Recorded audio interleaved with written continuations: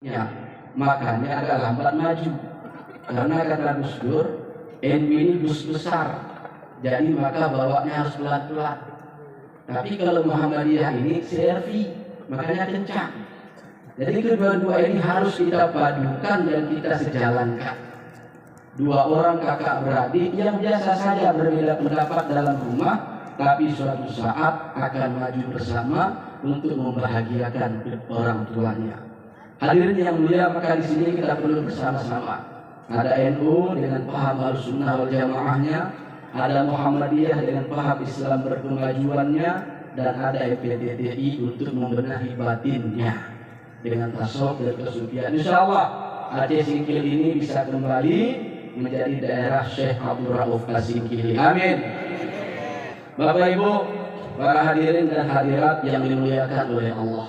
Hari ini kita bersama hadir untuk satu tema, memupuk generasi berilmu.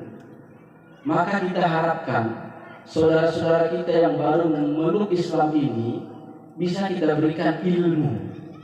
Sehingga dengan ilmu itu akidahnya akan kuat. Dengan ilmu itu Islamnya akan kuat. Dan dengan ilmu itu batinnya akan benar-benar bagus dan bersih. Dan ini tentunya harapan kita bersama. Maka oleh karena itu jamaah sekalian, bagi kita sesuai dengan apa yang ada di NU, kita sudah paham. Kita berakidah sesuai dengan Abu Hasan Asy'ari dan Abu Mansur Al-Maturidi dalam bidang akidah.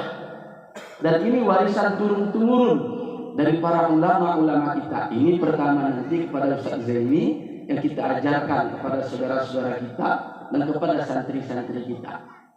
Supaya akidah kita ini tidak rusak, akidah kita ini tidak menjadi akidah ahlul tajsim yang menyatakan Allah bertubuh dan sebagainya. Tidak. Allah itu bersih. Mukhalafatuhu lil hawadis, tidak sama dengan segala yang baru. Allah itu mustahil mumasalatuhu lil hawadis, serupa dengan yang baru, baik perbuatannya, sifatnya dan zatnya.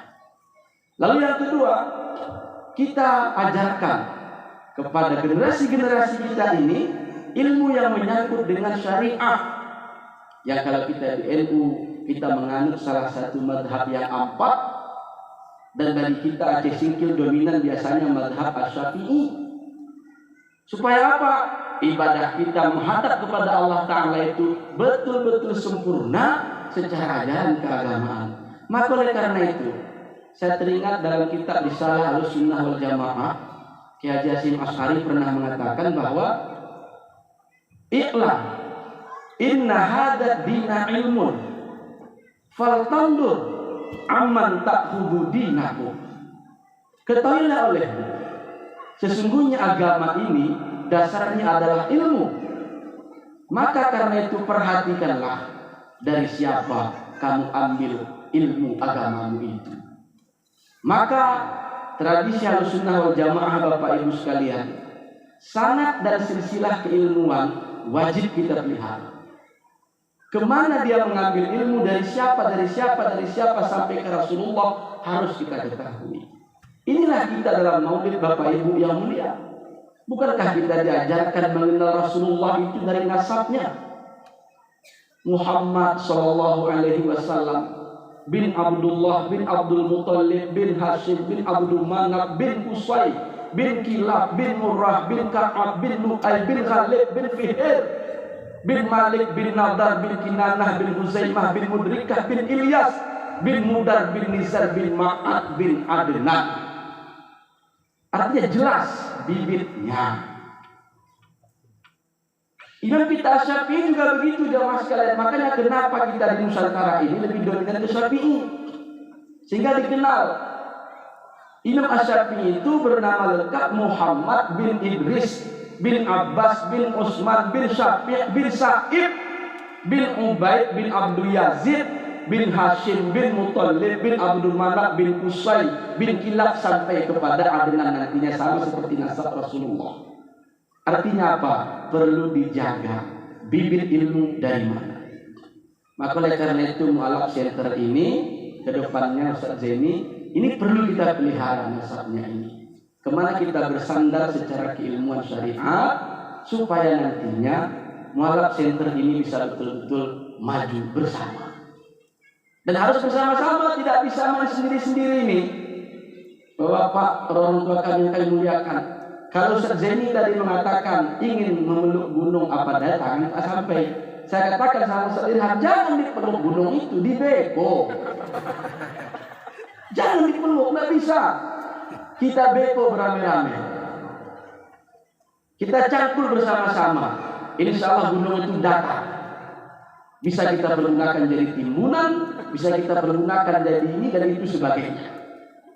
Artinya apa? Pemerintah hadir di sini, ulama hadir di sini, Baitul Mal hadir di sini, para guru-guru hadir di sini, ibu-ibu yang tak kalah pentingnya hadir di sini. Maka ini bersama-sama kita hadirin. Lalu yang ketiga, supaya 3 pilar agama ini tidak hilang dan tidak rusak.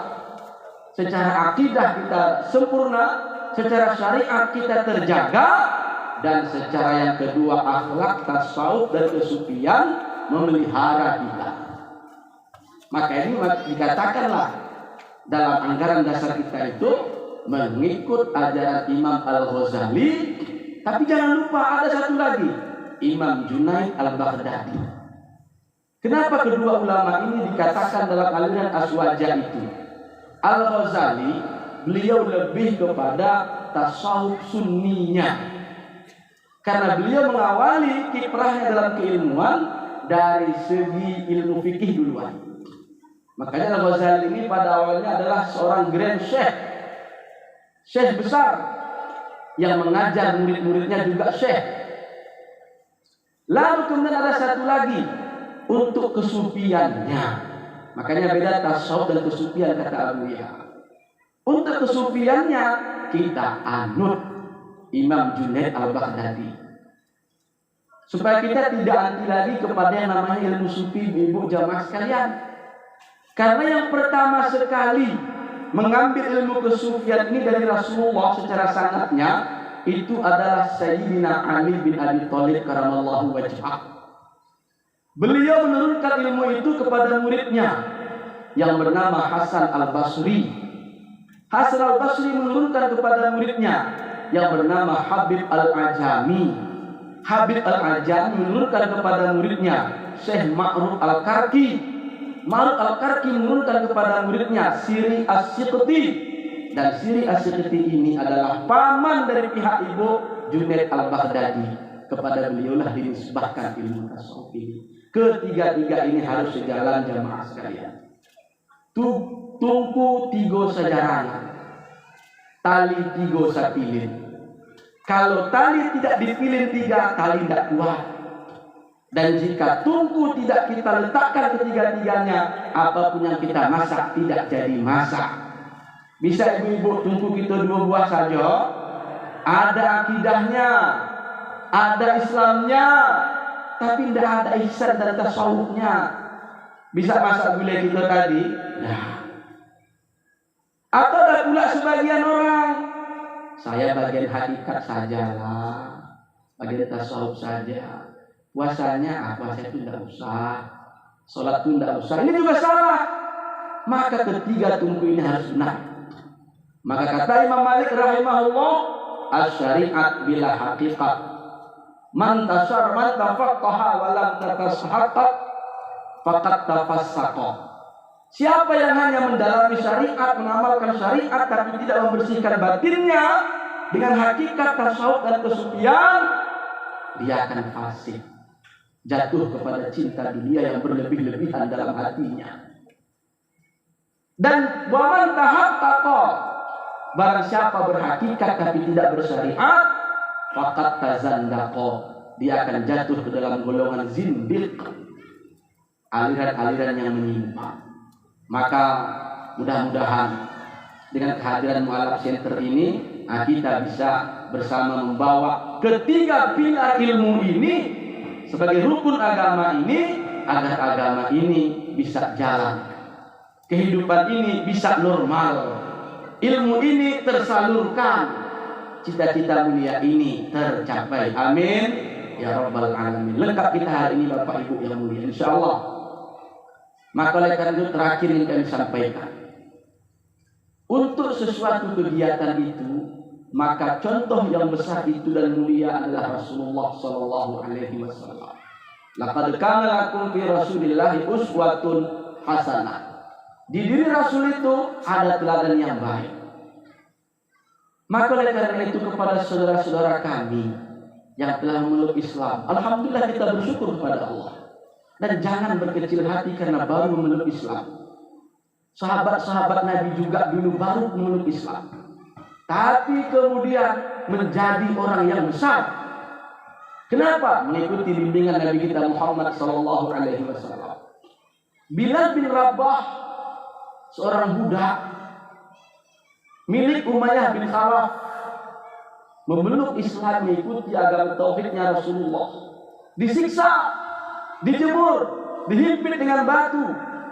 Maka datanglah seorang saudagar Abu Bakar Siddiq, membebaskan Bilal dari kebudakan, dibeli bayar kepada Umayyah bin Khalaf, mengikuti Rasulullah. Akhirnya Bilal itu budak belian, hamba sahaya, mohon maaf, hitam, kerdil, tapi namanya sampai hari ini diabadikan di setiap masjid dimanapun.